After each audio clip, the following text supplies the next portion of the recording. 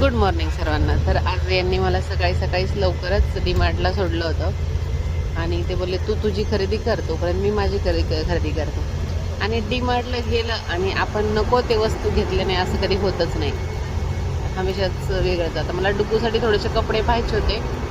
आम्ही थोडं फिरायला जाणार होतो, पण त्याच्या मागचे काही भेटलेच नाही.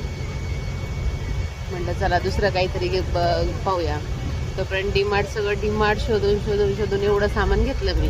मला घ्यायचं होतं फक्त मशीनचं लिक्विड, बाकी मी एवढं सगळं जमा केलं.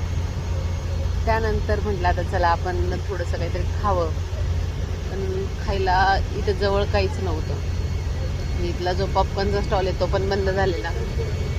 आपल्या एकटीनेच मी निघाले रिक्षाने, कारण आहोत जरा लांब होते, त्यामुळं रिक्षानेच त्यांच्याकडे जायचं होतं. आणि रिक्षावाले भाऊ पण आमच्या गावचेच होते, त्यामुळं काही अडचण नव्हती, सेफ पण होतं. त्यानंतर थोडीशी चटपटीत मी खाल्ली, दही पाणीपुरी दहीपुरी सॉरी. आणि त्यानंतर माझी फेवरेट पिस्ता लस्सी, मला एक खूप आवडते. नगरमध्ये आलं आणि खायला नाही भेटली. मी जस्ट चालले होते तिथून मी होते, तर बोलले आता डुगूला तर न्यायचं वेळा थोडेसे कपडे घ्यावं. असा होता आजचा दिवस. भेटूया उद्याच्या अवधीत. Bye bye.